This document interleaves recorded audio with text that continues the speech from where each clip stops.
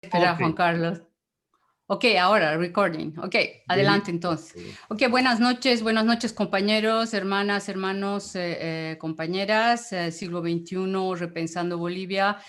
Como ustedes saben, es una plataforma ciudadana inclusiva de enlace entre los movimientos sociales y organizaciones sociales. Esta plataforma surgió para defender la constitución política del Estado, la recuperación de la democracia, el Estado de Derecho y la instauración de un gobierno representativo de lo nacional popular, expresado por lo originario indígena campesino, las comunidades interculturales y afrobolivianas. Esta noche tenemos el agrado, no solamente son esos principios, ¿verdad? Pero esta noche tenemos el agrado nuevamente de recibir acá en nuestra plataforma a Juan Carlos Pinto Quintanilla, expreso político, sociólogo, con especialidad en derechos humanos, fue director del órgano electoral plurinacional, también de fortalecimiento democrático de la vicepresidencia, fue editor de revistas, periódicos, es actualmente editor también, creo, de revistas y periódicos de formación política, analista político también, es escritor escribió varios artículos en La Resistencia, militante del proceso de cambio de Bolivia. Hoy Juan Carlos Pinto Quintanilla va a hablarnos sobre justicia, golpe de Estado y judicialización de la política. Buenas noches, Juan Carlos. Muchísimas gracias por haber aceptado nuestra invitación. Te voy a ceder la palabra. Vamos a proceder de una manera un poco para ordenar acá tu charla. Primero haces tu presentación, luego podemos entrar a un debate o hacer comentarios eventualmente sobre los contenidos que vas a que vas a darnos, con los cuales nos vas a informar. Adelante, adelante Juan Carlos. Gracias, Roxana. En principio, un saludo fraterno a la colectividad y a todos los que están adheridos a esta emisión. Muy bien, creo que lo que vamos a intentar hacer en este espacio inicial va a tratar sobre todo, primero, de la justicia como nivel transversal, para llegar al tema de cómo a través de el proceso de cambio, el golpe de Estado y el momento actual, la situación de la justicia no ha cambiado en mucho y la situación de los presos ha empeorado, para generar un diagnóstico en general. Quisiera empezar como haciendo una afirmación conceptual del hecho de que la justicia penal, en definitiva, la justicia constituye parte de la superestructura jurídico-política del Estado. Y en esa perspectiva es la razón moral, es la razón fundamental del sentido en el que se constituye el Estado. Pero esto tiene varias fases y de manera transversal se ha ido viendo que este sentido de lo que es construir Estado también ha tenido a través de la justicia un proceso distorsionado, manipulado y en definitiva coherente con la miseria oligárquica que tenemos en Bolivia, que no ha sido capaz de construir un Estado que permita justamente no solamente la represión, sino también la inclusión.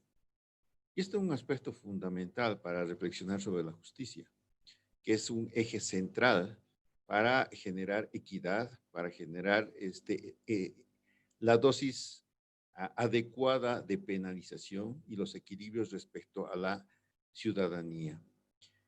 Y todo esto ha tenido que pasar y como herencia, vamos a decir, desde nuestros niveles coloniales, desde las cortes coloniales, que han generado una mirada de quienes son sujetos a dictar leyes, a penalizar y quienes son simplemente objetos de la penalización.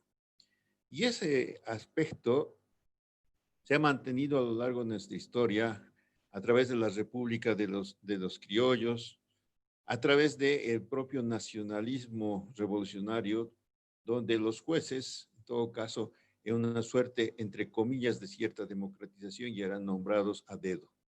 Es decir, había un nombramiento a dedo del poder de turno, en todo caso del partido de turno, en este caso, o del sector de poder de turno. Lo propio en los gobiernos militares, por supuesto, en el neoliberalismo se generó una nueva modalidad que era el cuoteo. ¿Y cuánto les toca a uno, cuánto les toca a otro, etcétera, etcétera? Y participaban un poco en ese cuoteo, no solo sobre todo de los niveles superiores, pero también de los niveles inferiores de administración de la justicia. El proceso de cambio desde el 2006 genera una discusión sobre la justicia y sin embargo no transforma el fondo. Vamos a decir, se habla mucho en la construcción constituyente de la necesidad de tener una justicia ordinaria adecuada y mejor, para la que a partir del cuestionamiento de la población en general a la justicia, a esa justicia histórica a la que nos hemos referido, se demanda que los jueces deberían ser elegidos mediante voto. Y es algo que se incorpora en la Constitución como modalidad nueva en esa perspectiva. Pero también se incorpora en el mismo nivel el tema de la justicia comunitaria. Es decir, tiene tanta validez en un Estado plurinacional la justicia ordinaria como la justicia indígena comunitaria. Esta igualación, entre comillas, constitucional, posteriormente va a tener distorsiones y cambios en la construcción legislativa posterior. Por otra parte, estamos hablando de que después de la Constitución, después de que la Constitución es aprobada, muchas de estas herencias coloniales de nombrar a dedo, de presionar a la justicia, etcétera, no se cambian. Lamentablemente, algunos ministros del propio proceso de cambio ejercen ese tipo de acción y de presión sobre determinados niveles judiciales para obtener algún tipo de respuesta. Y los cambios se demoran. Es más, hablamos de que existe una hiperinflación penitenciaria a lo largo del proceso de cambio. ¿Qué significa esto? El 2005, el 2004, que es el dato que yo tengo, habían aproximadamente 5.500 presos en las cárceles bolivianas. El 2017, 17, para ser más preciso, habían 18.500 presos. Es decir, el proceso de cambio ha llenado más las cárceles. ¿Y por qué razón? Porque en definitiva se han promulgado leyes anticorrupción, se han generado algún tipo de control interno y los jueces han optado, un poco, si quieren, de manera criolla, de decir, antes que negociar el soborno, antes de que entre el preso a la cárcel, lo dejan entrar adentro y luego negocian su salida. Y eso ha generado una hiperinflación. No es desconocido para nadie, en definitiva, que la libertad tiene un precio en esta justicia. En definitiva, que estos jueces que reciben el beneplácito para ser jueces o los fiscales siempre están negociando las cuotas de justicia para poder generar espacios de libertad para algunos y en definitiva para que otros se queden. A pesar de existir incluso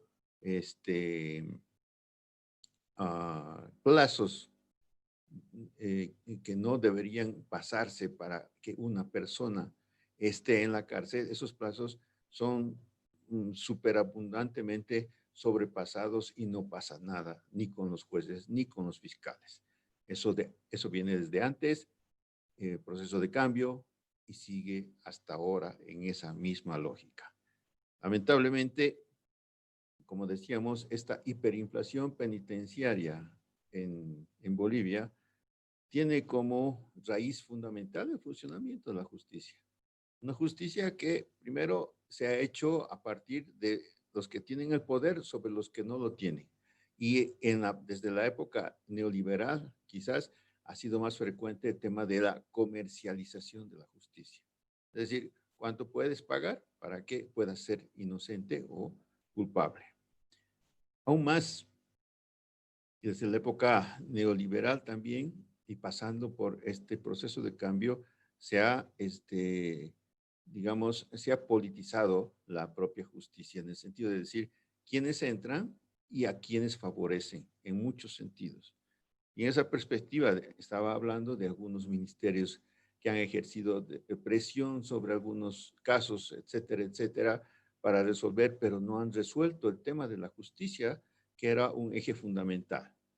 Hubo en ese proceso justamente de cambio intentos importantes por intentar transformar la justicia. Uno, que ya había citado, es el hecho de la elección de los jueces y magistrados de los principales órganos del Poder Judicial, del órgano judicial. Que significó una novedad, que significó un escándalo para los sectores de poder, de decir cómo van a elegir la gente que no sabe o a la gente que no sabe. Se habló de los méritos, etcétera, etcétera. Y estamos hablando de que en las dos ocasiones que ya han ocurrido estas elecciones, a pesar de que ha sido importante la pluralidad con la que han sido elegidos estos jueces y estos magistrados, lamentablemente la justicia no ha mejorado y quizás ha empeorado. ¿Qué ha significado eso? No solamente que estos nuevos jueces o magistrados que podían tener títulos, doctorados, etcétera, etcétera, han pasado a reforzar el sistema anterior antes que intentar modificarlo. Han llegado más bien para hacer una correa de transmisión de los poderes, tanto estatales como externos privados. En definitiva, han empeorado la situación de justicia. Y este es uno de los cuestionamientos que hoy está en la mesa, que dice básicamente el hecho de decir, no basta elegir, hay que saber a quién elegir, cuáles son las opciones que se tienen para elegir, para mejorar la calidad de la justicia y, por supuesto, el que la gente tenga confianza en la justicia. Hoy, como antes, el tema de la justicia ocupa el peor nivel de credibilidad de la gente, ¿sí? Es decir, nadie cree en la justicia. Nadie cree que haya justicia en este país. Y esto es producto de los escándalos cotidianos que existen tanto en jueces y fiscales y de abogados, y de muchos abogados, en relación a justamente el tratamiento de los temas fundamentales. Estamos hablando también no solo de la elección, sino también de la cumbre de justicia. Se hubo una cumbre de justicia el 2016, si no estoy equivocado, en la que se hizo una convocatoria ciudadana en diferentes departamentos, un encuentro nacional, etcétera, para recoger los aportes de la ciudadanía para transformar la justicia. Las instituciones como los colegios de abogados y otras instituciones hicieron sus respectivos aportes, etcétera, etcétera. Pero ese conjunto de aportes, reflexiones, sugerencias quedó simplemente un documento porque el propio gobierno no quiso dar un salto más lejos de haber consultado. Asumía de que los cambios estructurales que exige la justicia no podían ser hechos en ese momento, en esa coyuntura, cuando, por supuesto, después de el 21F, estábamos en una situación un poco de declive, de movilización, de interpelación que era complicada, y esto se comprobó el 2018 cuando se quiso generar el nuevo Código Penal.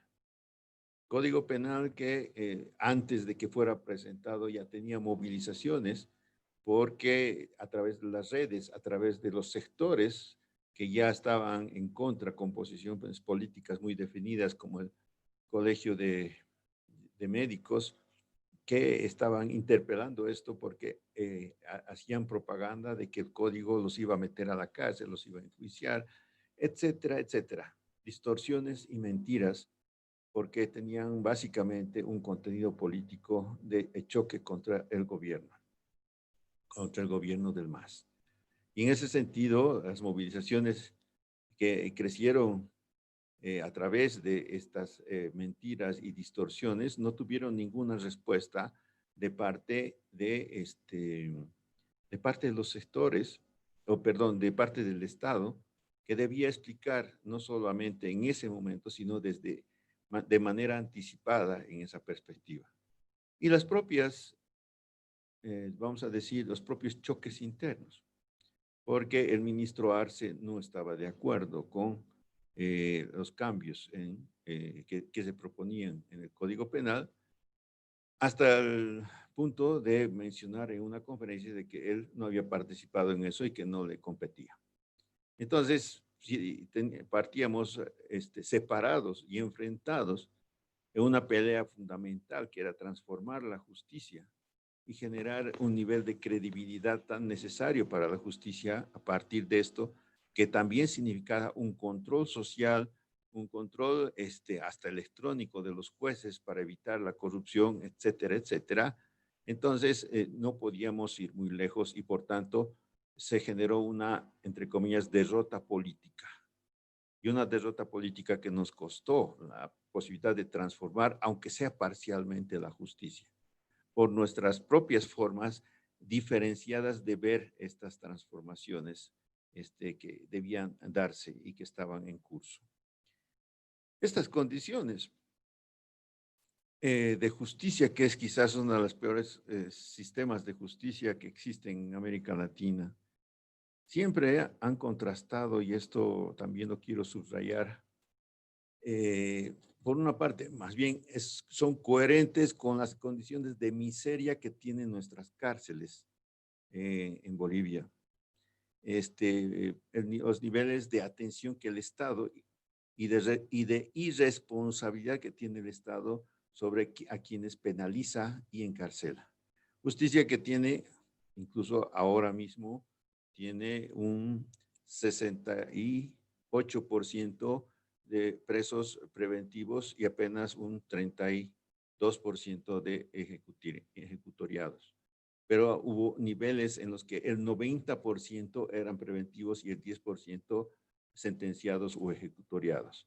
Es decir, esos niveles que no se han transformado en mucho en esta perspectiva por la lentitud de la justicia, porque la justicia en definitiva espera todo el tiempo posible para poder negociar con quien está a punto de ser penalizado por la cantidad de causas acumuladas, porque en definitiva se ha mencionado el hecho incluso de que no existe recursos suficientes como para tener gente que atienda el conjunto de causas en el país, porque además la formación que tienen tanto jueces como fiscales es deficiente para atender y vamos a la raíz, una de las raíces, que es el hecho de que vamos incluso a la formación académica que tienen tanto jueces como fiscales en las carreras de derecho, donde básicamente aprenden a que la justicia es un mercado, donde se comercializan las conciencias.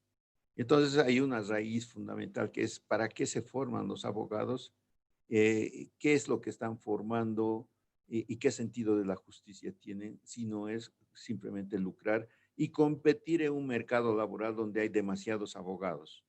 Habrá que recordar que, si quieren, las profesiones que vienen desde la época casi de la colonia y pasando por toda la república más tradicionales son justamente el ser abogado y el ser médico, doctor. Y esas dos profesiones son las que han hecho como historia en la política y en la gestión de casos en el tema de justicia. Y en esa perspectiva podemos entender por qué la justicia no ha cambiado, porque la justicia definitiva se ha estancado en este nivel de comercialización, distorsionando los sentidos mismos del Estado como instancia de inclusión. Es decir, el Estado, o sea, el sistema, el sistema de justicia no ha generado credibilidad, ha discriminado y ha generado ha hecho evidente que era un Estado que no estaba dispuesto a incorporar y más bien a subrayar la discriminación. La respuesta frente a esto, que es lo que quería subrayar, es el hecho del tipo de cárceles que tenemos en Bolivia hasta ahora. Cárceles que, frente a la ausencia del Estado, a la miseria que ha producido, ha generado la autoorganización de los presos. Cárceles como la de San Pedro, la de Palma Sola, etcétera, etcétera, que tienen 20 a 25 guardias y son poblaciones que varían entre 2.500 en el caso de San Pedro hoy y Palma Sola que llega hasta los 5.500 y tienen una guardia mínima. Y esto es un objeto de sorpresa en el sentido de por qué los presos no se escapan, porque de alguna manera tienen un sistema de organización interna que les ha permitido sobrevivir y les ha permitido autoorganizarse, incluso respecto al sistema de justicia, porque han logrado, por ejemplo, procuradores presos que salen a ver que los fiscales o los jueces cumplan con lo que supuestamente les han dicho. Es decir, hay un control cruzado de presos respecto a la justicia que ha ayudado en mucho, por supuesto no soluciona, pero ha ayudado en mucho a entender que los propios presos estaban planteando soluciones a su propia situación. Este es uno de los temas. La otra es, por supuesto, que el sistema eh, gregario que tienen nuestras culturas en Bolivia ha generado el tipo de cárceles que tenemos. Significa el hecho de que muchos de los que entran, por supuesto, en su gran mayoría son pobres y muchos marcados por una identidad indígena originaria campesina. Y con su identidad ingresan al sistema penitenciario y le dan su propio sello comunitario, organizativo, corresponsabilizado, etcétera, donde los presos más jóvenes, por ejemplo, son ayudados a estudiar por los mayores, donde el dirigente de los presos no solo es dirigente de los presos, sino también es consultor familiar respecto a los temas y problemas que tienen los hijos de los presos, etcétera, etcétera. Son características únicas en muchos sentidos, pero hoy, por supuesto, producto de esta sobresaturación penitenciaria, tenemos más bien muchas más peleas, más violencia y también ha aumentado el grado de fallecidos. En relación a América Latina, por supuesto que estamos muy lejos, pero y sí se está transformando porque es insostenible. Si el 2004 teníamos una inflación penitenciaria, porque hasta ese momento los escasos penales nuevos que existían estaban saturados, imagínense con 18.500, 3 veces más. Estamos hablando de que son cárceles que están reventando y que siguen ingresando presos sin solución, sin posibilidad de ver cerca el tema de su salida o de la situación de libertad. Estas son las cárceles que se tienen en Bolivia. Este es el sistema de justicia que tenemos. Y en medio de esta situación es que ha ocurrido el golpe de Estado. Todo este tema anterior es para mostrar que no es que la justicia se haya puesto mala en el golpe de Estado, sino que la justicia simplemente ha tenido su continuidad en el golpe de Estado y se ha puesto rápidamente a la orden del poder vigente. Es decir, tanto la fiscalía como los jueces a nivel de base como a nivel supremo han actuado eficientemente para darle legitimidad a los golpistas. Ha significado que rápidamente el Tribunal Constitucional reconozca la situación de la golpista Áñez y su condición de ser nombrada transitoria. Rápidamente han ido reconociendo otras cosas en esa misma perspectiva y la Anchipa como fiscal que de alguna manera tenía algún nivel de operatividad en el proceso en el que fue nombrado en el último periodo del MAS, se convirtió rápidamente en quien legalizó tanto la intervención policial o militar en las masacres de Sacaba, Sencata y todos esos. sus fiscales fueron los que en definitiva legalizaron la represión y la muerte de bolivianos. Entonces, los jueces, por supuesto, no dijeron nada, no opinaron nada. Entre el miedo y la condescendencia con el sistema político golpista, asumieron ese tipo de posición de básicamente legalizar, respaldar el sistema golpista en el que hemos vivido este año. Producto de esta situación, teníamos en abril, aproximadamente 1,400 detenidos y muchos perseguidos y buscados, por supuesto, por la justicia, porque se abrían casos un montón. Y cada nueva movilización generaba nuevas persecuciones y nuevos detenidos. Muchos eran detenidos, asustados, golpeados y largados de alguna manera, pero varios empezaron a quedarse, sobre todo se quedaron aquellos que se les abrió causa penal por movilizaciones tanto en Sencata, en la propia Sacaba, donde hubieron muertos. Se tomaron estos presos y habrá que mencionar lamentablemente que muchos heridos en estas situaciones murieron en sus casas porque temían ser apresados si iban a cualquier hospital o clínica. Varios, más de 10 por lo menos, entre 5 y 7 personas en la situación de Sencata tuvieron esta situación, lamentablemente, porque esa era la situación en la que se vivía. Es decir, los soldados como los policías iban a todas las postas sanitarias, clínicas del Alto, para ver si se había denunciado o se había presentado alguien con alguna herida de bala para poderla apresar de alguna manera y además hacer desaparecer los vestigios de la situación de represión que se había vivido en ese lugar en particular.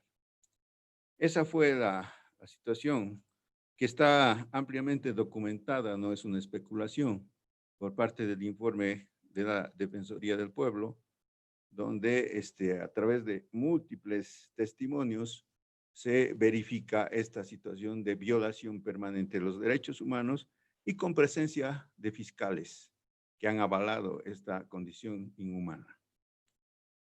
Por otra parte, habrá que decir, después de esta situación penosa, por supuesto, y en una nueva condición en la que estamos viviendo a partir de esta nueva elección, tenemos muchos temas pendientes y muchos temas también por resolver hacia adelante. Pendientes en el sentido de que hoy seguimos teniendo detenidos. Hace no mucho, hoy en la tarde, he preguntado al actual ministro de Justicia, ¿cuántos detenidos tenemos todavía de esta condición? Y dice, no sé cuántos hay.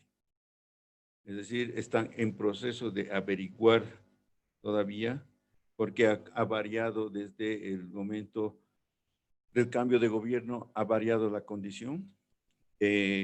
Nosotros sí tenemos conocimiento de que muchos de los presos han salido ya o incluso les han dado detención domiciliaria o algunos han salido a detención domiciliaria porque en definitiva los jueces que no querían ceder y que estaban cobrando inmensas cantidades de dinero para ceder en alguna liberación ante casos que no tenían ningún tipo de prueba, hoy están cediendo rápidamente porque creen de que de esa manera van a conservar el lugar como jueces y se van a granjear, digamos, simpatías en el nuevo gobierno.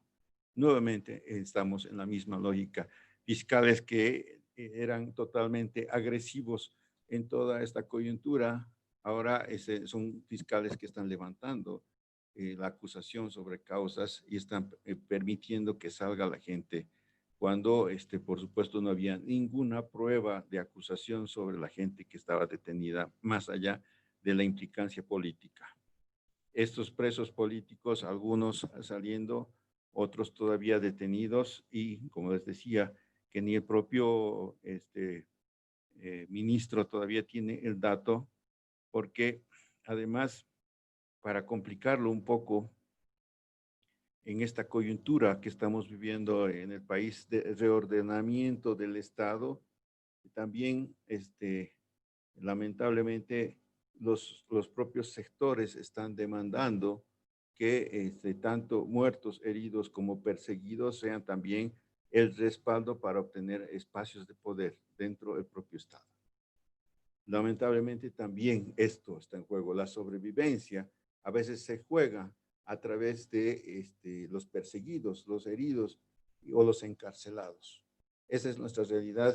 Esta es a veces como leemos la miseria, muchas veces en el que se encuentra la gente y que necesita sobrevivir a través de este tipo de acciones sociales que están realizando en los propios ministerios.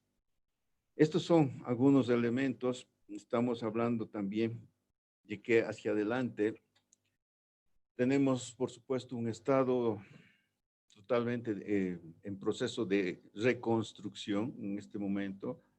Es decir, se han generado los espacios ministeriales y hasta ahora no se han logrado llenar todos los espacios de los viceministerios, pero que en definitiva están siendo llenados por representaciones de organizaciones sociales bajo diferentes condiciones y presiones en este sentido, para intentar, uno, mostrar que seguimos en el camino de la construcción de un Estado plurinacional, con la inclusión del sujeto histórico. Este es un tema importante, pero también dejando pendiente todavía el hecho de que necesitamos generar inclusión con formación.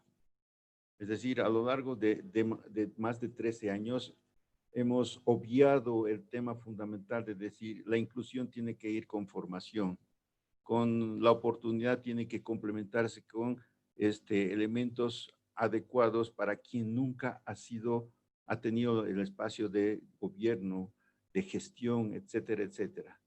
Deberíamos ser un Estado que se reconstruya a sí mismo en muchos espacios que nunca ha tenido históricamente la mayoría de este país.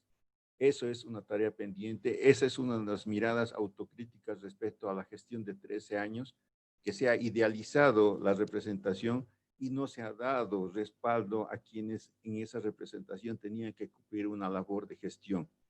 Lo propio deberíamos decir respecto al control social, a la formación, que además genera que el control social sea más eficiente, no solamente en las labores en general del Estado a nivel nacional y subnacional, sino en la propia justicia.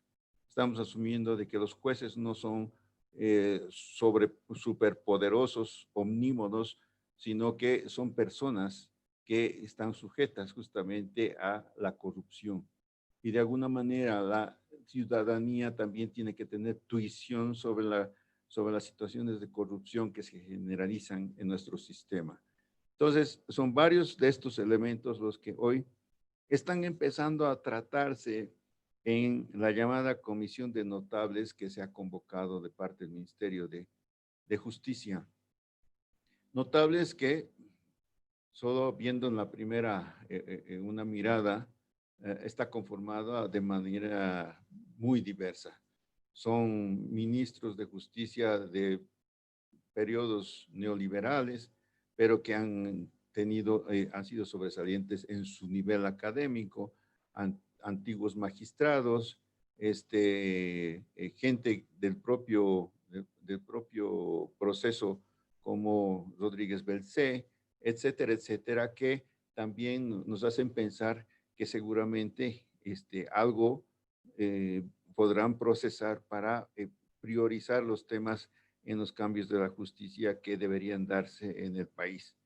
Mientras tanto, seguimos sufriendo esta justicia, estamos pidiendo, y esto se ha comentado, nos ha comentado el propio ministro, que posiblemente la siguiente semana se presente una demanda de amnistía para los presos políticos en este momento.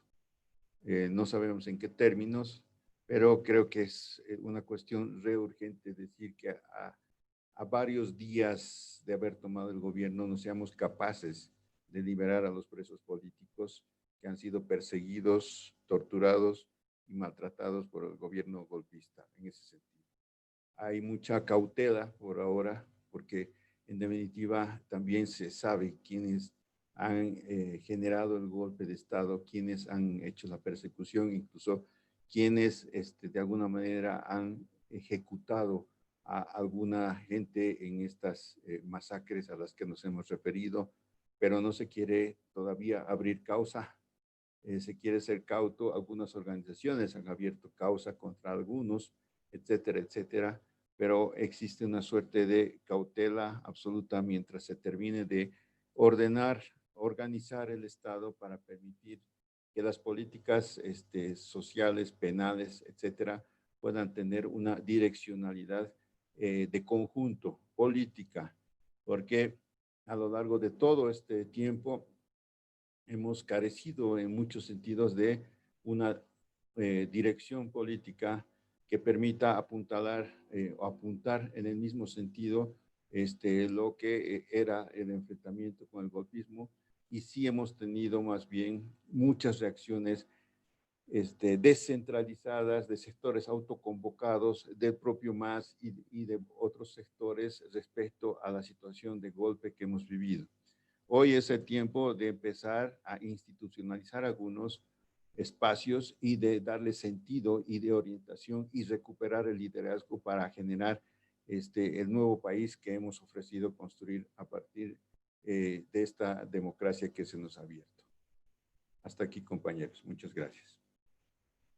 Muchísimas gracias, Juan Carlos. La verdad que, wow, en pocos minutos has hecho has hecho un pantallazo, has dado un pantallazo de la situación jurídica, de la situación del golpe de Estado, y también has dividido, yo diría, en dos partes, digamos, este tratamiento o esta gestión de la justicia con los presos. Primero, esos presos por otras razones, por razones que están ligadas al Código Penal, pero también después a posteriori los presos políticos, los presos y las presas políticas. Entonces yo quería hacerte una pregunta para empezar este debate y después recibir las preguntas de los compañeros. ¿No deberíamos pensar, puesto que vos has subrayado la cuestión de que el Estado ha fallado en la concepción de la justicia misma, que no ha podido absorber de alguna manera impartir justicia? Entonces, no sé, porque lo que ahora hace el Estado es solamente gestionar, digamos, y no gestiona del todo bien la justicia. Entonces, no se podría concebir, más allá de esta justicia, de gestión del marco jurídico normativo, no se podría concebir y empezar a pensar sobre una justicia social que implique el reconocimiento de los relegados, el reconocimiento, por ejemplo, de las víctimas de Sencata, de Sacaba, el reconocimiento de los derechos de las personas, y no solamente una justicia que esté relegada al aparato normativo,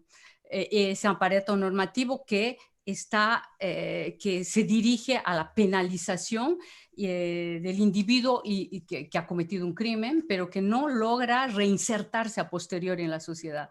¿No? Es una pregunta un poco amplia, digamos, que tal vez te puede llevar a, a responderme de una manera tal vez un poquito más teórica, pero que nos permitiría tal vez separar esto entre la justicia, la gestión de la justicia y del aparato jurídico normativo, y la justicia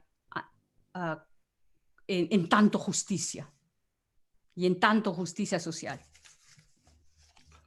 De alguna manera existe un reconocimiento de esa justicia cuando se habla de la justicia comunitaria, por una parte, en el sentido de buscar y reconocer que ha existido a lo largo de ciclos una justicia que ha sido más justa que la justicia ordinaria, que ha resuelto mejor y en otros niveles situaciones, digamos, críticas, delictivas en distintos lugares del campo en particular.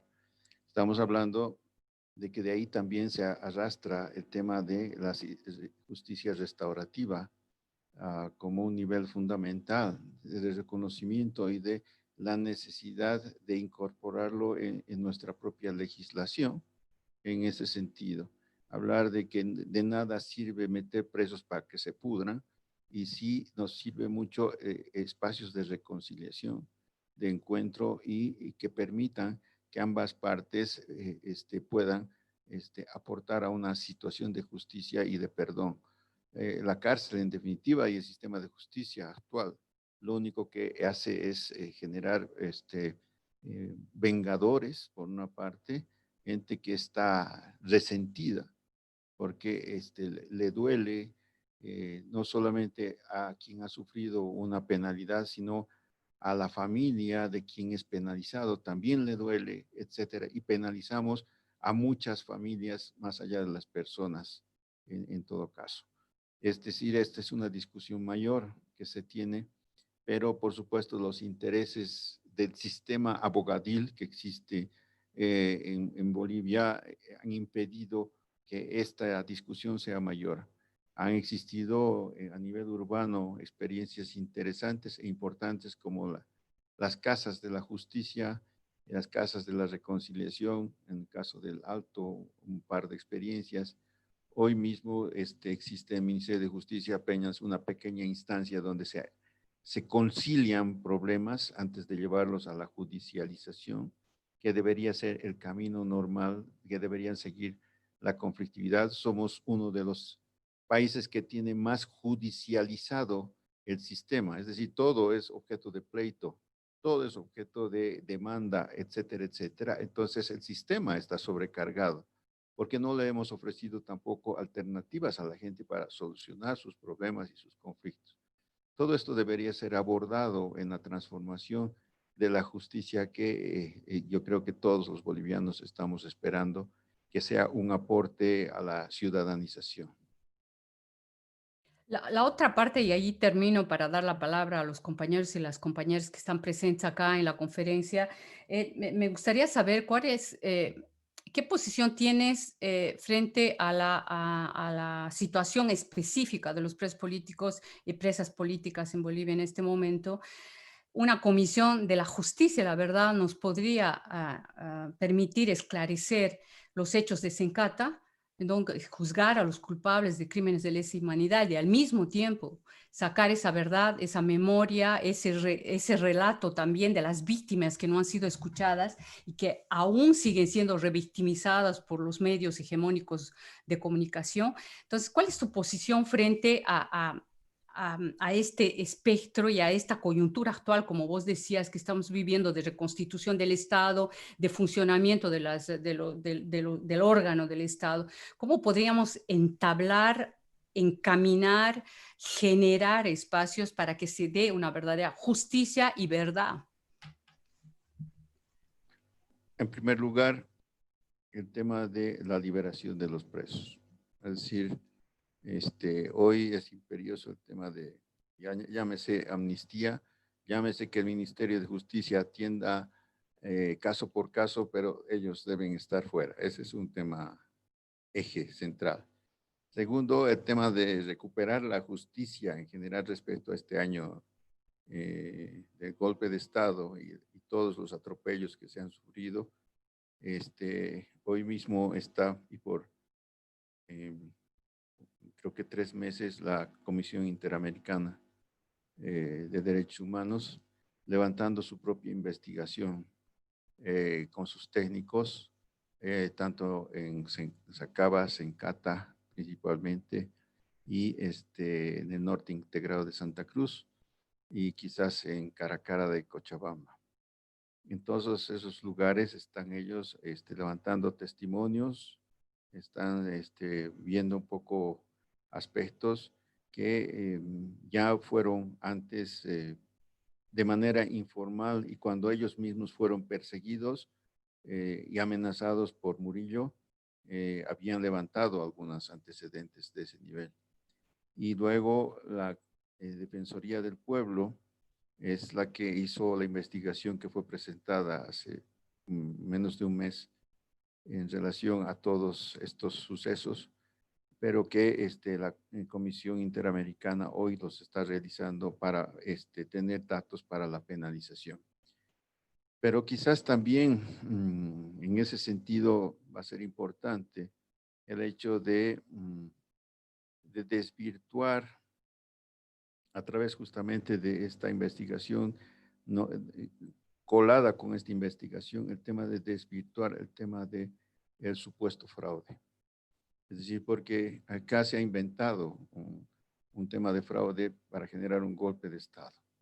Y en ese sentido, tenemos todos los elementos para que se haga una auditoría del 2019 y si quieren que se haga una auditoría del 2020 para mostrar que todo estaba montado de parte de los golpistas y la propia OEA que ha coadyuvado en ese camino de generar la condición que hemos vivido este año.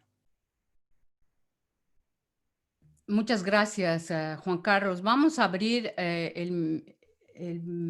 ciclo de preguntas. Por favor, pueden escribir, sea por en la parte del chat, si quieren escriban las preguntas, o si no, abrimos el micrófono a aquellos compañeros y compañeras que quieran formular sus preguntas. Adelante, por favor. Empezamos con las primeras preguntas.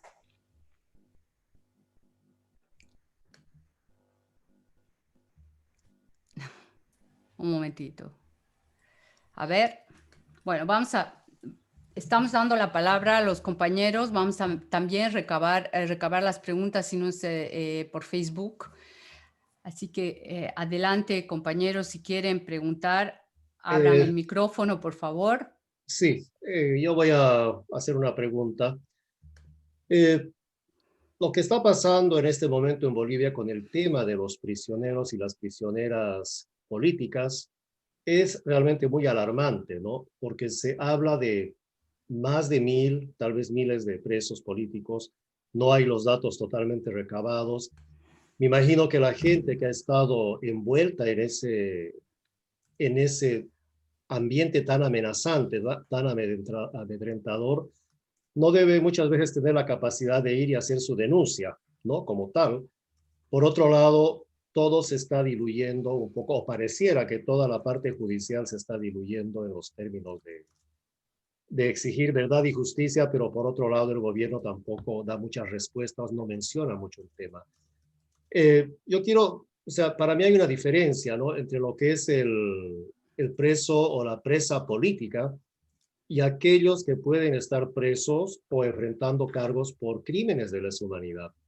En el caso de abrirse la posibilidad de tener una amnistía, ¿la amnistía va a contemplar estos dos tipos de situación jurídica de las personas? ¿O es una amnistía que puede ser general, como en algunas experiencias ya en otros países, ¿no?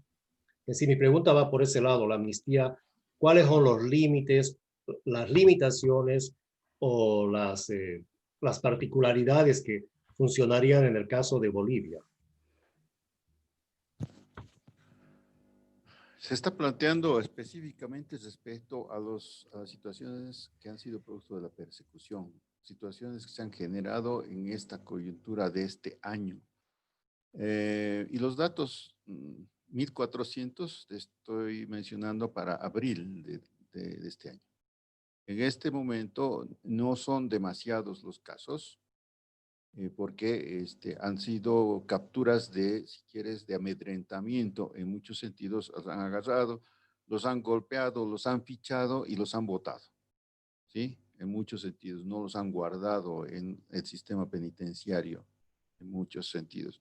No se tiene el número exacto, ya les he mencionado, pero es un hecho que el número debe ser bastante más bajo que ese, de 1.400. Debe, bueno, no voy a especular con el número, pero no es ese el número. En todo caso, es sobre ese número de, ponte que sean 200 personas o menos de eso, que debería realizarse la amnistía. Les voy a poner un ejemplo. El tema de los vocales de los tribunales electorales de los 9 departamentos han estado presos, todos acusados de fraude. Y en cada uno de los departamentos no hay ninguna prueba de que hubieran sacado un voto o que hubieran colado otro voto, etcétera, etcétera. Hemos ido a preguntar, en el caso de Santa Cruz en particular, una comisión ha ido a preguntar a la policía que estaba a cargo del tema de la investigación sobre el presidente del tribunal electoral en Santa Cruz encarcelado, y dijo, no tengo ninguna prueba, no se ha podido probar nada, no hay nada, pero nadie me da la orden para que los libere. Es decir, esos meses y meses acaba de obtener la libertad de domiciliaria el presidente del Tribunal Electoral hace apenas una semana que ha sido liberado y por supuesto ya en la desesperación porque estando en esa condición no pueden trabajar, no pueden salir y todos esos vocales a nivel nacional están en esa condición. Entonces, es una situación desesperada en la que se ha colocado porque además, incluso saliendo de la detención domiciliaria, todavía tienen un proceso y con ese proceso encima no pueden ni siquiera aspirar a trabajar en un espacio. Es decir, esa es la situación que han generado en cadena. Es decir, aún estando libre, sigues encadenado. Una amnistía debería clausurar estos absurdos casos que se ha abierto a la gente sin razón. Y por eso mencionaba el hecho fundamental de que esta auditoría a las elecciones del 2019 y 2020 son importantes para desmentir cualquier situación que ha sido creada políticamente para generar la figura del fraude. Vamos a darle la palabra a Wilder Pérez Mendizábal, que quería hacerte un par de preguntitas que tienen que ver con una precisión sobre la transformación de la justicia. Adelante, Wilder, por favor. Gracias, Roxana. Muchas gracias, Juan, por tu exposición. La he seguido con mucho detenimiento y me parece muy buena. Pero tengo una consulta respecto a la primera parte de tu exposición que está referida a esta transformación que se ha instalado a partir del 2009 con la nueva Constitución Política de Estado Plurinacional de Bolivia. Y me voy a permitir hacer una reflexión un poco para poder hacer la pregunta. Nos encontramos con un proceso de más de 180 años de una estructura judicial heredera de un sistema colonial que a lo largo de su desarrollo no ha mostrado una posibilidad de un cambio significativo. Los que hemos estudiado Derecho nos hemos encontrado con que a veces las declaraciones formales de la ley no se acercaban a la realidad y siempre coincidíamos en que teníamos muy buenas leyes, pero que no eran aplicables y que incluso no se podía permitir aplicarse en las realidades de las diversas regiones de nuestro país.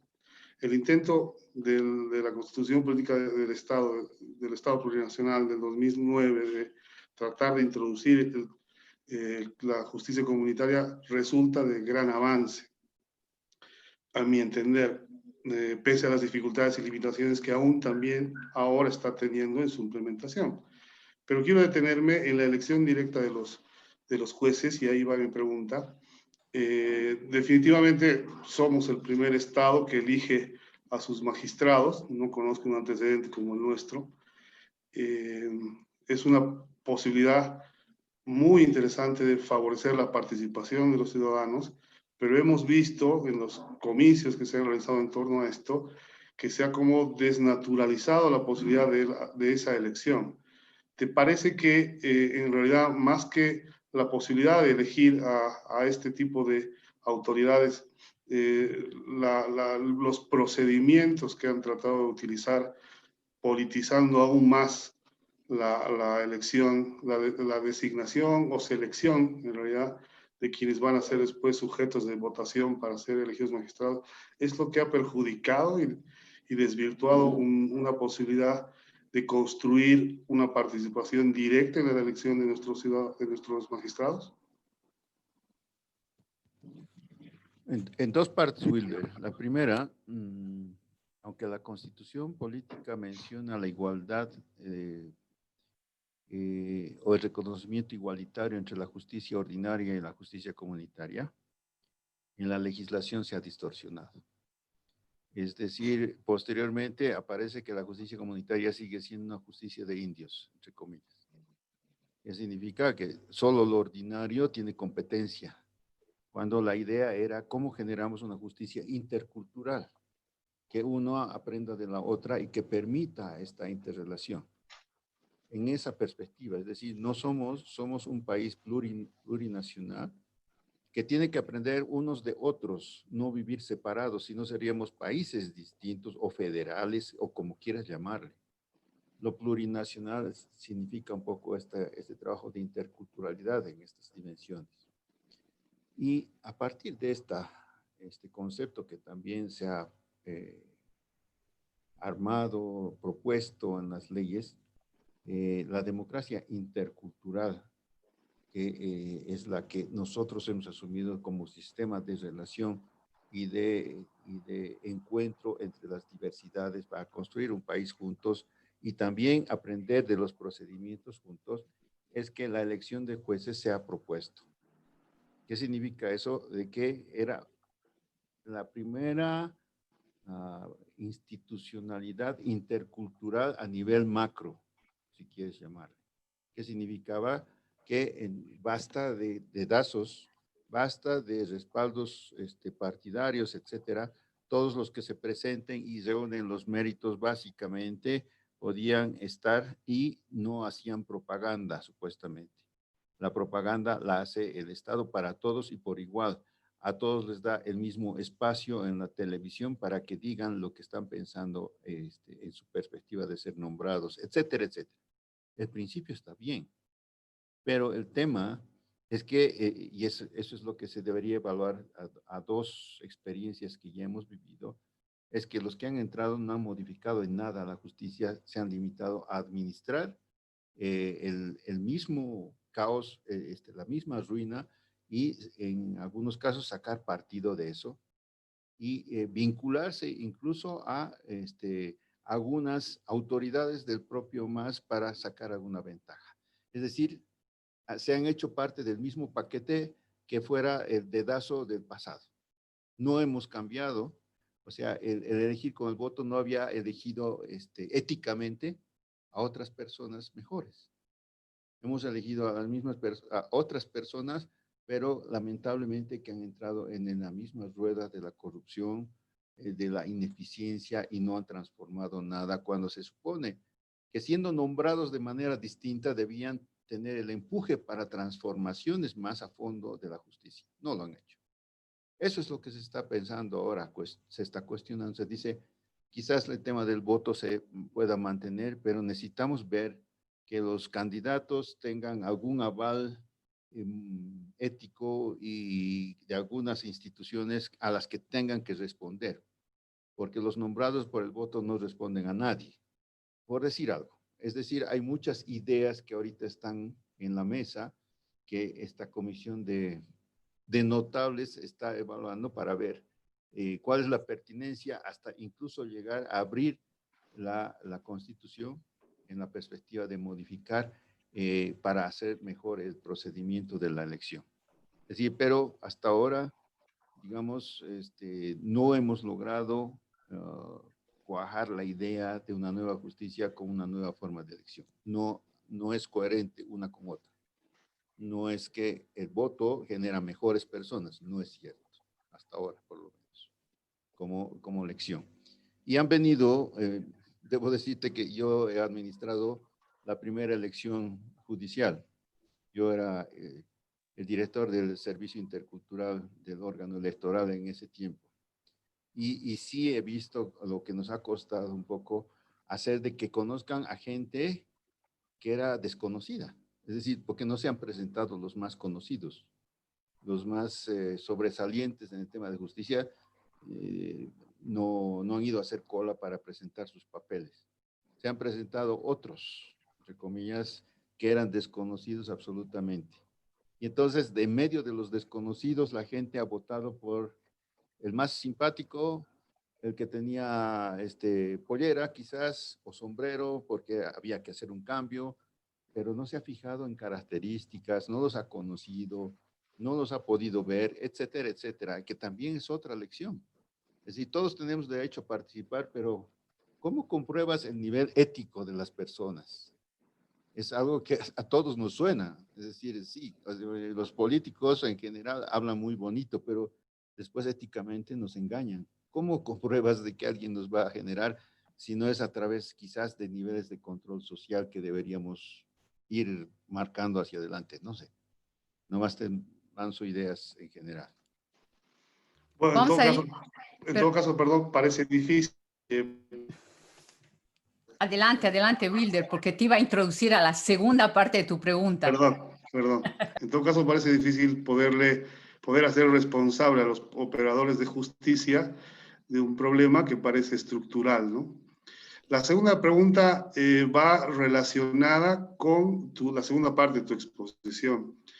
Y me gustaría tener respecto a la factibilidad de realizar acciones y medidas en contra de quienes han instrumentalizado la persecución política. Estamos hablando de la judicial, el Ministerio Público y la policía, han sido quienes han realizado este tipo de persecuciones y han ejecutado de manera decidida y determinada la persecución judicial de compañeros militantes, de exfuncionarios, quienes han sido sujetos de esta persecución. Por un principio de justicia, por supuesto que tiene que ocurrir eso. La investigación de la Corte Interamericana es uno de los respaldos que se está buscando, pero también va a existir mucha cautela.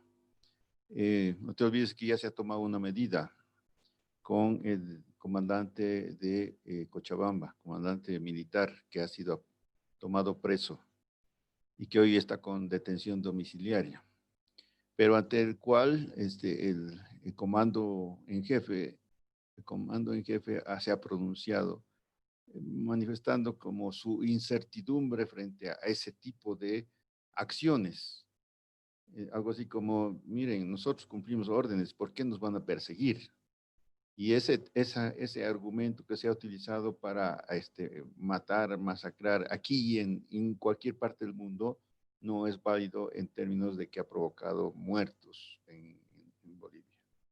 Pero yo creo que hay ahorita, mientras no se termine de armar el aparato gubernamental, no se generen unas líneas internas de cómo hacer e impulsar el procedimiento, creo que todavía no se van a lanzar esos temas. Es más, se está haciendo muy cauto, pero yo creo que demasiado cauto en muchos sentidos. Mucha gente que ha atemorizado desde los ministerios no ha salido. Están generando una especie de islas en algunos ministerios y el gobierno está tomando como la medida, no vamos a generar masacre blanca, los vamos a respetar, no vamos a ser igual que ellos, pero ellos, los que están dentro, están asumiendo medidas justamente abusivas respecto a lo que ha ocurrido en el país y de la que ellos mismos son de alguna manera cómplices. Entonces, mi opinión es que hay cautela, quizás demasiada cautela, pero que yo creo que todos tenemos claro que la acción va a ser necesaria. Lo que sí nos preocupa en perspectiva es qué hacemos con un alto mando policial y militar, que de alguna manera hoy por la coyuntura, de alguna forma está favorable a la institucionalidad vigente, pero que no es confiable, porque en definitiva obedecen a otro tipo de intereses como lo han demostrado en un pasado inmediato. Esas son preocupaciones con las que hemos vivido mucho tiempo en los golpes de Estado del pasado. En la época de la UDP, mientras había UDP, siempre había la figura del posible golpe de Estado. Hoy tienes la figura de estos mandos militares y policiales que todavía siguen y que aparentemente respetan la institucionalidad, pero que están también como respetando la institucionalidad del Estado anterior. No están de acuerdo con los cambios que se han hecho y lo han demostrado en la propia constituyente, en la que como fuerzas, tanto la policial como militar, fueron a la Asamblea Constituyente a decir que no se toque ni una coma de la anterior constitución respecto a las dos fuerzas. Es decir, son una fuerza real, lo quieren demostrar en todo momento y lo han demostrado con el golpe de Estado. Estamos en una coyuntura muy difícil, creo, de reconstitución de diferentes actores políticos también, que se están moviendo con mucha cautela. Estos actores políticos que vienen de las fuerzas de represión del Estado están tratando de validar, desde mi punto de vista, la obediencia debida, ¿no? Ese tema que es muy particular y muy rebatido, y que gracias a ese decreto que después lo anularon, lo abrogaron, pudieron salir de alguna manera a las calles, pero estamos como en un proceso muy delicado. Al mismo tiempo, quería preguntarte sobre, porque vos abordaste la cuestión, eso se va a definir también, hablas de control social y todo. Esta cuestión de justicia, esta reflexión sobre la justicia, hacer justicia, impartir justicia, se va a resolver con las relaciones de fuerza, con la correlación de fuerzas necesariamente. ¿Vos crees? O sea, me refiero a esto, tienen que haber los movimientos, la presencia de los movimientos sociales, de los grupos de apoyo, de defensa de los derechos humanos y todo, para que se resuelvan estos problemas de justicia. Por un lado, esta justicia penal, que tiene que resolver esos 18.000 casos de los que vos has hablado, y por el otro lado, este problema que ha sido creado en el último año. ¿Cómo ves vos esta cuestión de relación con los movimientos sociales y la justicia? Yo creo que vamos a tener que discutir y deliberar los límites entre la sociedad civil y el propio Estado. Es decir, de alguna manera tiene que haber una especie de porosidad en el Estado que permita que la sociedad civil sí sepa de lo que están haciendo a su nombre en todos los espacios. Y que eso permita un nivel de institucionalidad no basado en que, a ver, van a recibir no sé, una coima los del movimiento social, van a ser favorecidos, sino un nivel de institucionalidad que permita que fluya esta situación. Y a nivel de justicia, tienes que hacer que los operadores de justicia hagan justicia.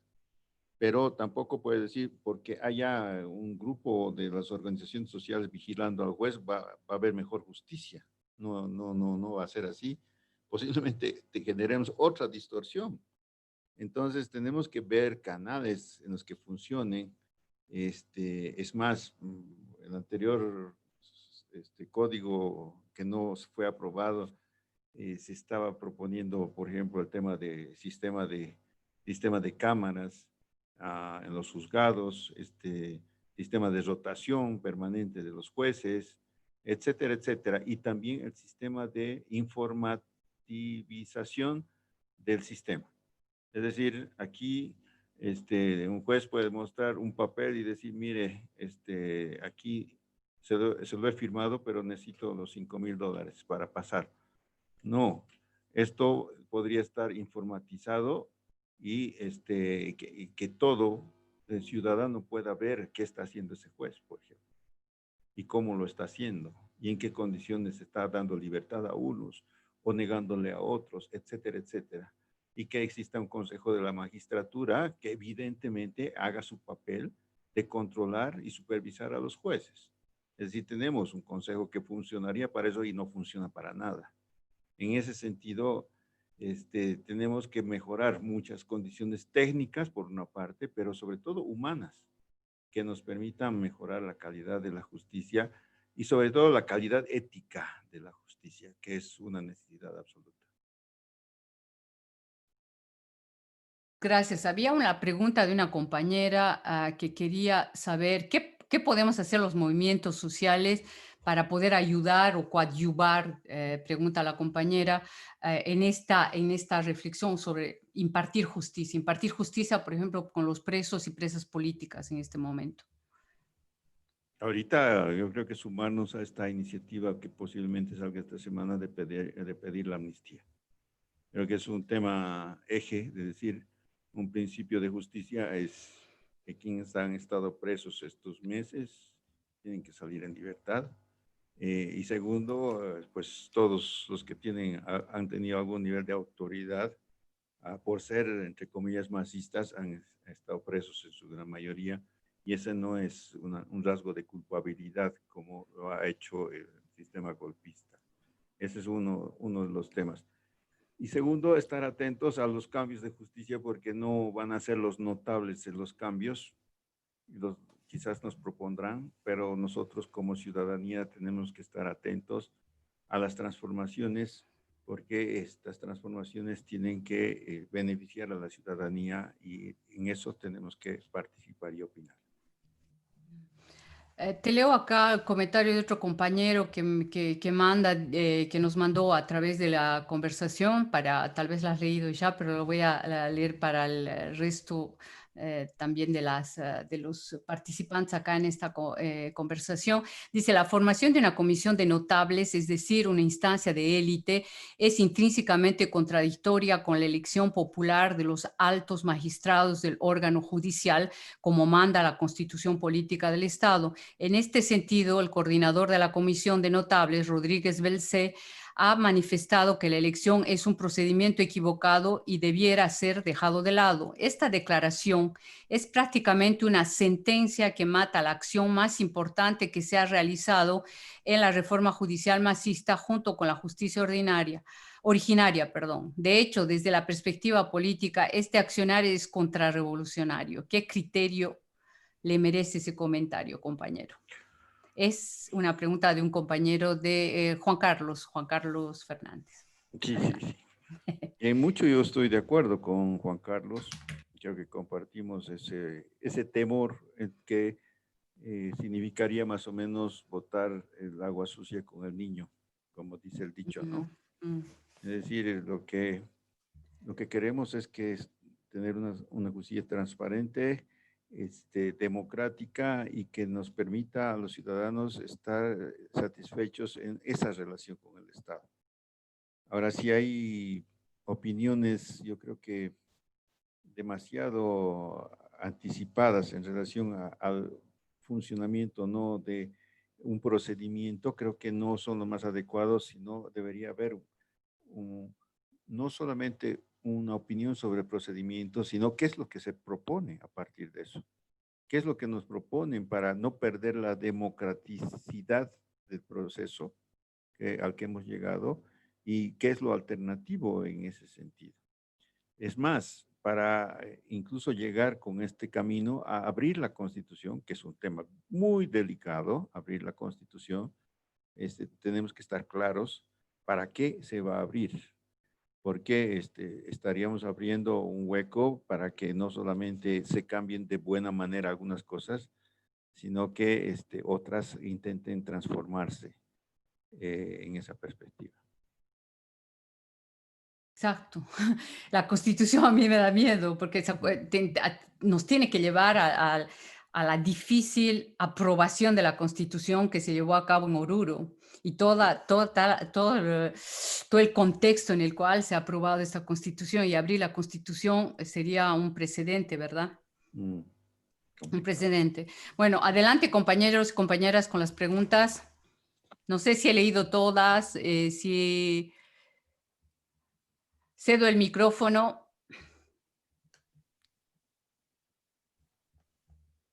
Alejandro.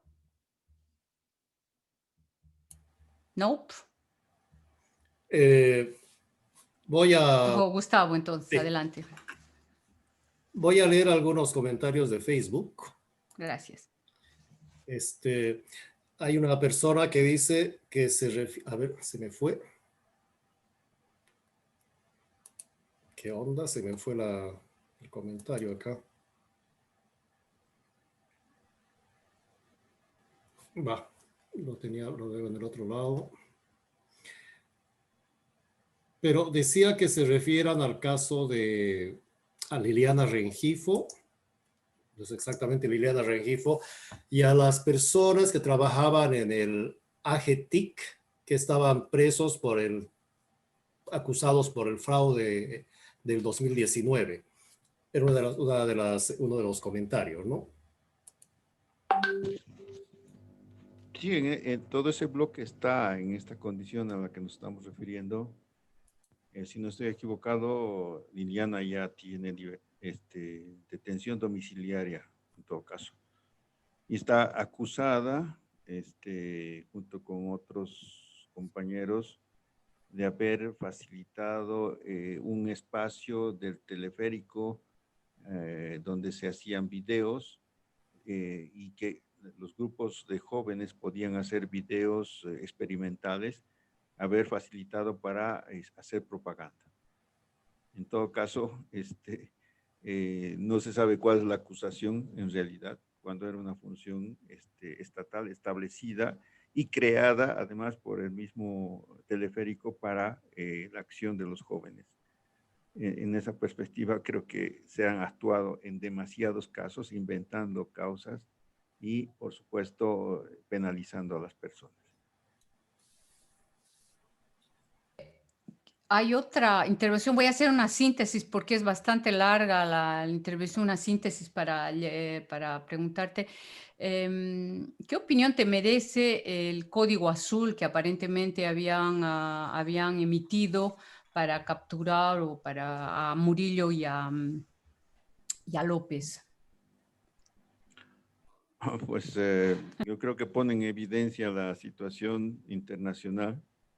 Si ahorita hay una persona que es un técnico del Tribunal Supremo Electoral que desde hace 9 meses está con código azul buscado en toda América Latina, que se lo persigue porque supuestamente este técnico, que es un técnico egresado, se lo acusa de haber armado el fraude, un técnico armado todo lo que ha habido ahí.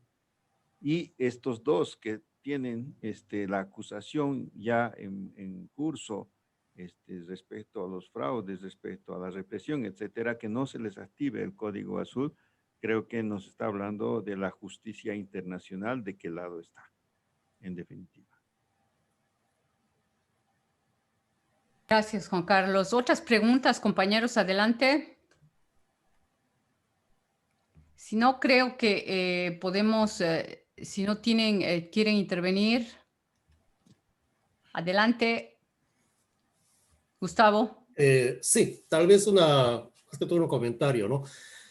Hemos visto después de muchos años de democracia, desde los años 80 prácticamente, 81, cuando se fue García Meza, hemos tenido un periodo democrático que más o menos ha durado unos 40 años, unos 38 años, hasta el golpe del 2019.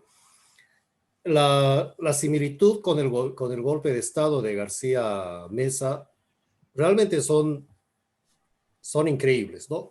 Parecen es un copy-paste, es una copiar y pegar. Pero además, en este gobierno de facto, en el gobierno que se fue, el gobierno con el golpe de Estado, se ve la participación de mucha gente del estamento civil, de la parte civil y de las clases medias más o menos, ¿no? Las clases medias acomodadas, con con un racismo que fue impresionante, ¿no? En, en la Constitución Política del Estado hay una condena al racismo, evidentemente. Me imagino que cualquier acto racista que se lleve a cabo en el país es sujeto de de una causa, de un juicio. ¿Cómo se puede enfrentar esta situación? Porque lo que pasó el año pasado fue el racismo extremo, ¿no? De los del Comité Cívico de Santa Cruz, los de muchos comités cívicos, grupos, asociaciones más o menos civiles de de iglesias o de como bueno, las asociaciones de paramilitares tipo paraestatales como los de la Juventud Cochala.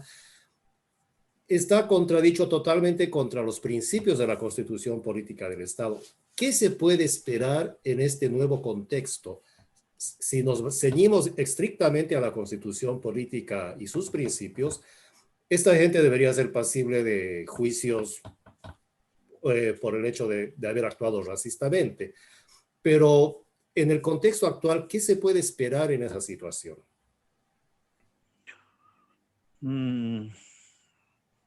Digamos que hay un contexto un poquito más complejo si jalas hacia atrás y asumes que la forma en la que se ha instituido el poder de Estado en este país ha sido a través de un discurso de exclusión. Es decir, si en otras partes la inclusión ha sido importante para generar el sistema de nacionalidad y de patriotismo, aquí ha sido al revés. Es decir, quiénes son los bolivianos de primera y quiénes son los de segunda quedó un poco en ese sentido y esa es parte de nuestra historia. El encuentro intercultural que se genera en el proceso de cambio es primero, primigenio, digamos. El primero, después del intento del 52, en el que las masas intentan ser parte de la transformación, pero finalmente la exclusión se impone. Es decir, los sectores de clase media finalmente se hacen del poder y los sectores plebeyos populares quedan básicamente como apoyo de esos sectores. En cambio, la figura del 2005 en adelante es la figura de la irrupción de la plebe en los espacios de representación, generando un nuevo contexto. Y ese tema pone de manifiesto el racismo histórico que existe en este país. Es decir, siempre lo hemos tenido, pero siempre lo hemos escondido bajo la alfombra, diciendo, no, pues así nomás es, así funciona, la sirvienta bajo la grada y nosotros bien, etcétera, etcétera. Todo eso siempre ha sido normalizado y naturalizado y ha irrumpido en esta situación de los 13 años, porque la gente que era despreciada era vista en espacios de poder, de representación. Y eso no fue tolerado por los sectores de clase media y sectores altos que veían eso como una afrenta a quienes se creían dueños del poder. Por eso el racismo irrumpe con tanta fuerza en el golpe. Era casi una venganza social. Es decir, hay que vengarse de quienes han osado tocar el poder que nos pertenece. Y esa situación es la que hemos visto en los discursos que se habían penalizado a través de una ley, etcétera, y abiertamente se hicieron naturales en el golpe de Estado contra los salvajes, contra los masistas en general, etcétera, etcétera. Entonces, el racismo es una realidad con la que tenemos que empezar a mirar, que no va a desaparecer mañana por decreto, porque las cosas no desaparecen por el deseo de alguien. Es algo que está inscrito en sectores sociales y que generan ahora un proceso de fascistización de determinados sectores a través de justamente estas bandas paramilitares, cochalas, cruceñas, sectores de La Paz, que han irrumpido en ese sentido para defender, entre comillas, su propiedad. O sea, se sentían invadidos y hay que defender la propiedad y hay que defender la institucionalidad frente a los salvajes. Entonces, ellos asumen que la plebe es ajena a la territorialidad boliviana y ellos se asumen en guerra. Hoy están en retroceso, pero lo que no está en retroceso es ese pensamiento retrógrado sobre que hay que incidir en perspectiva. Es decir, no basta de que los metamos a la cárcel, se van a convertir en héroes para otros sectores. Hay que ver la forma en la que está el país, más allá de convertirse en paramilitares, porque ese es un verdadero peligro para la democracia en general, junto con los militares y policías que los han alimentado, porque hay policías y militares que los han preparado, les han dado instrumentos, les han dado armas para que actúen. Por tanto, hay una red institucional que socapa ese tipo de pensamiento y que hoy mismo desde Santa Cruz están rearmándose en este sentido escisionista, de decir, no, puta, los de Occidente son otra cosa, nosotros somos otra cosa, y en perspectiva puede ser muy peligroso si no prestamos atención a estos rasgos fascistoides que pretenden escindirnos como país.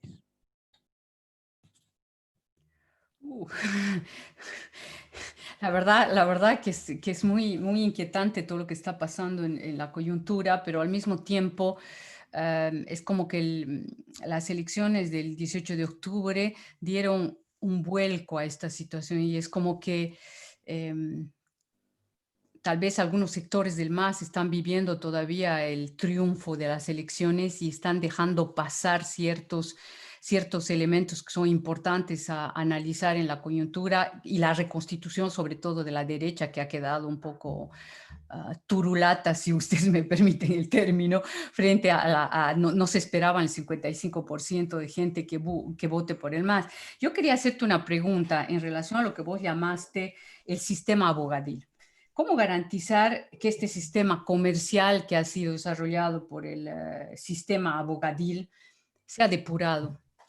¿Cómo podemos llegar a depurar este sistema de comercialización, libertad, igual ingreso, ese sistema, si quieres, que también vos has llamado justicia y poder están ligados? ¿Cómo podríamos soliviantar eso, sobrepasar eso, reflexionar eso, combatir eso, ese sistema? Si vamos todavía más atrás es complicado porque yo decía, el sistema de formación de los abogados incide en la forma en la que se ejerce la justicia. Pero el sistema educativo en general ejerce en el tipo de abogados que después se forman. Es decir, si nuestra revolución educativa no ha funcionado como quisiéramos en Bolivia, es decir, a lo largo de 13 años se ha insistido en la transformación, pero en general los éxitos han sido mínimos en relación a generar una educación, entre comillas, no competitiva y sí cooperativa, que nos permita a los bolivianos también una cierta formación técnica para ser hábiles desde el momento en que salimos, bachilleres, para ser parte de la sociedad y no esperar que solamente teniendo un título de alto nivel podamos ser reconocidos. Pero eso también tiene relación con la competitividad en los puestos laborales. Es decir, ahora se demandan los puestos laborales a nivel estatal el tema de tener el título de respaldo. Pero también la pregunta viene así, en una revolución como la que vivimos, ¿cuánto valor tiene la experiencia respecto al tema título formal? Es decir, cómo la experiencia de uno puede ser equiparable en ese sentido. Y por supuesto, en esta situación formal heredada, simplemente estamos repitiendo los parámetros de cuántos títulos tienes, cuán importante eres o puedes ser. Y por tanto, el que no tiene títulos, pues puede aspirar a ser portero, lamentablemente, y no le permiten que su experiencia pueda competir en otros espacios en el que podría ser útil.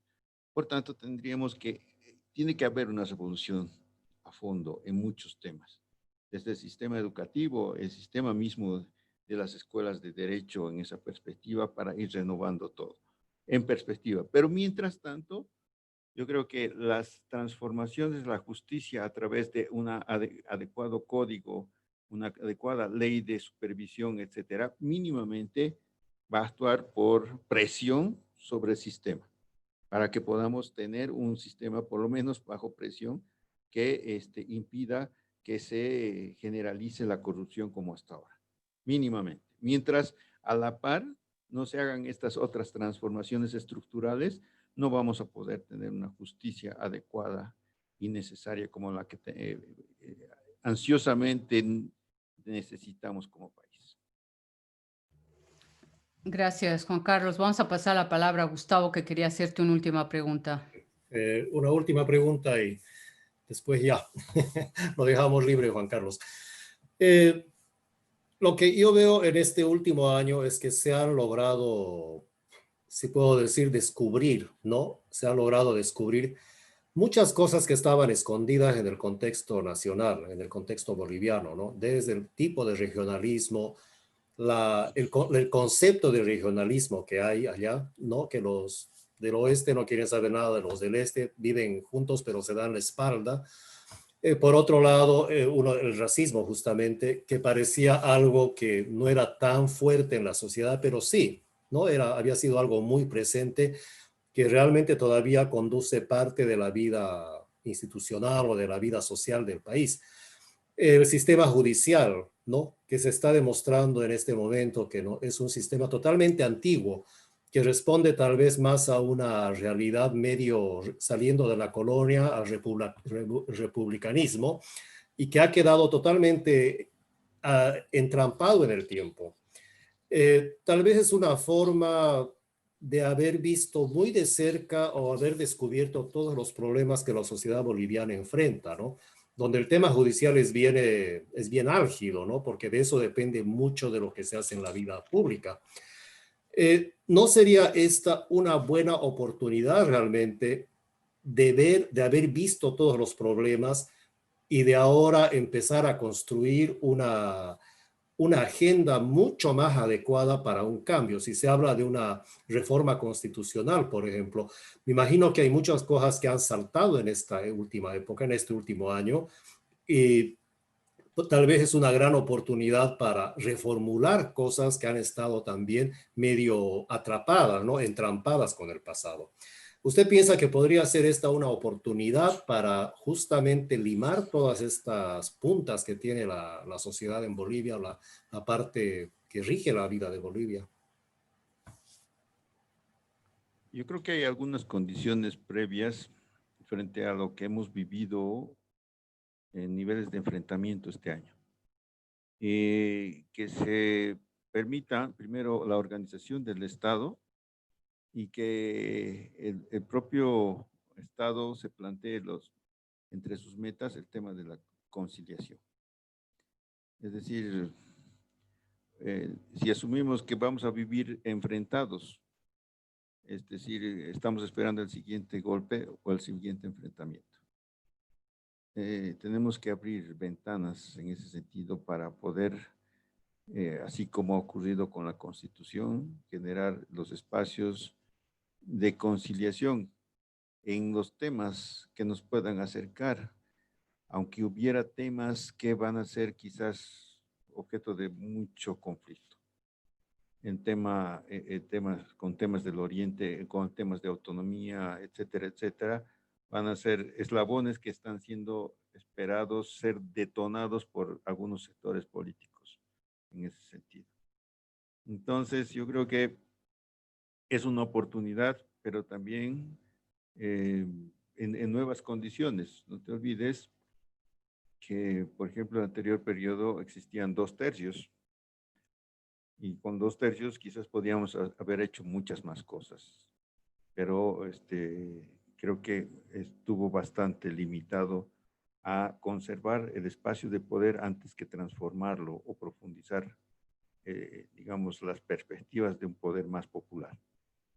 Y hoy tenemos ahora, bueno, si no cambia la Constitución no va a cambiar, sigue el tema de los 2/3 para poder cambiar cosas importantes.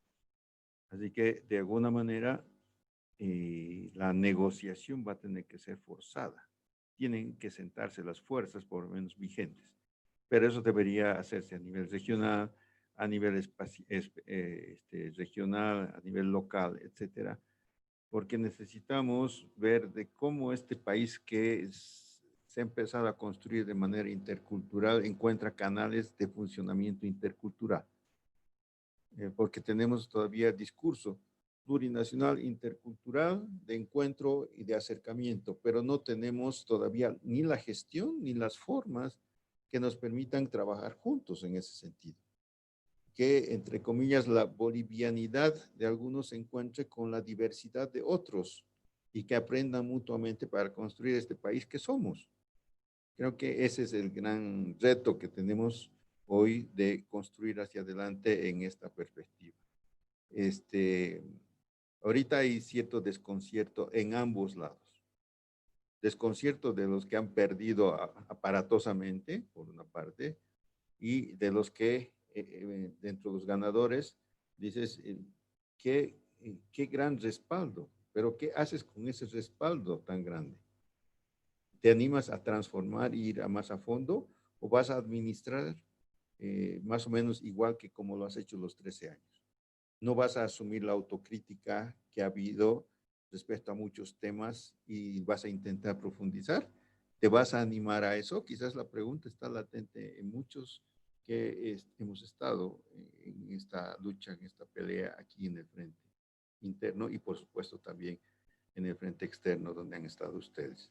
Creo que todos estamos con muchas ideas, palabras, dudas y sobre todo esperanzas de que pues esto vaya para mejor y estamos dispuestos a apoyar las buenas ideas, las buenas iniciativas de quienes tengan las responsabilidades para hacerlo. Bueno, muchísimas gracias, Juan Carlos. Muchísimas gracias. Realmente fue muy útil, muy importante esta reflexión con vos. Acá hablar de la justicia, de los problemas estructurales que tiene la justicia y cómo podríamos pensar también, repensar Bolivia, reestructurar Bolivia, la justicia y darle cuerpo también a esa justicia comunitaria o restaurativa que vos también decías hace un momento, y cómo poder acompañar también este proceso de reformas para profundizar realmente no solamente una gestión de la justicia, sino una justicia social, para promover esta justicia social que tendría también que pasar por una educación que permita vivir conjuntamente, vivir entre todos, vivir conjuntamente con la pluralidad, con los diferentes rasgos de etnicidad, pero también lejos del racismo, que ha sido una problemática muy fuerte, muy difícil que han vivido muchos de los compañeros y compañeras, hermanas campesinas en Bolivia. Entonces, muchísimas gracias. No sé si quieren dar la despedida a Juan Carlos Pinto. Muchísimas gracias, realmente fue muy interesante y muy buena esta reflexión. Adelante, compañeros y compañeras. Muchas gracias. Y pues lo que quiero destacar es que nuestro invitado fue uno de los primeros en participar en esta serie de conversaciones y eso fue en agosto. Estamos ya acabando el año y las reflexiones planteadas en un principio han servido más o menos de guía al trabajo del siglo XXI, porque la idea es de guardar siempre una mirada crítica a lo que está pasando en Bolivia. Entonces, quiero agradecer una vez más a nuestro compañero por haber aceptado la invitación a esta conferencia. Buenas noches. Alejandro, Gustavo, muchas gracias. Muchas gracias desde Plataforma Siglo XXI Repensando Bolivia. Hemos tenido realmente una disertación de lujo que nos permite mirar un poco más allá de lo que pasa en el momento actual en Bolivia, lo que se está viviendo, la coyuntura. Muchas veces lo que uno vive es muy cerrado, ¿no? Es en su entorno el que uno crea mucho en las ideas. o las visiones de lo que está pasando. Es siempre bueno tener visiones así que sean mucho más entendidas en el tema, que manejen herramientas de conocimiento que a veces no las poseemos, y así nos permite dirigir también los esfuerzos a de lo que vamos a hacer en el futuro, ¿no? Y en ese sentido, Juan Carlos, te agradezco mucho porque nos das muchas luces y muchas ideas para seguir accionando en esto del tema sobre todo de los derechos humanos en este momento en Bolivia, ¿no? Y más adelante seguro van a haber otros desafíos también. Tenemos que ser flexibles, tenemos que ser capaces de mirar todo desde diferentes perspectivas también para poder ser parte de algo bueno que pase a Bolivia. Muchas gracias realmente por tu conferencia y buenas noches. Roxana. Bueno, muchísimas gracias, Juan Carlos. Si quieres decirnos las últimas palabras, adelante. Muchísimas gracias. Seguro que vamos a estar, te vamos a volver a solicitar para que vengas a conversar con nosotros sobre algún otro tema. Hemos estado publicando algunos de tus escritos en ciertos sitios también, en el Colectivo de Información sobre Bolivia, acá en Montreal, y también en Siglo XXI o Siglo XXI Repensando Bolivia. Yo quiero agradecerles, compañeros, y recordarles que, compañeros desde afuera, son una trinchera fundamental también para lo que ocurre acá. El mundo nos ha visto antes, nos sigue mirando y nos va a seguir mirando en lo que está ocurriendo en Bolivia. Creo que somos una lección para el mundo en mucho de lo que hemos logrado hacer, en lo que no hemos logrado también, en el golpe que hemos sufrido y en la recuperación histórica que hemos tenido de la democracia. Y eso por el frente interno y por el frente externo del cual ustedes son también parte. Gracias por eso, compañeros, y sigamos adelante, porque la lucha sigue adelante. Muchísimas gracias. Buenas noches, entonces, compañeros, compañeras. Síganos por la página de Facebook que tenemos, Siglo XXI Repensando Bolivia. Vamos a estar publicando las conferencias, las próximas conferencias o los eventos que vamos a realizar y estamos en contacto. Buenas noches a todos, todes, compañeros, hermanos, hermanas. Hasta la próxima. Adiós. Chao. Hasta la próxima. Hasta la próxima. Adiós. Ayaya. Ayaya. Ayaya.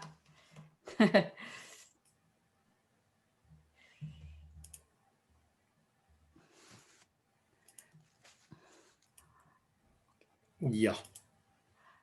Estás para la Sí. grabación, por favor. Ya.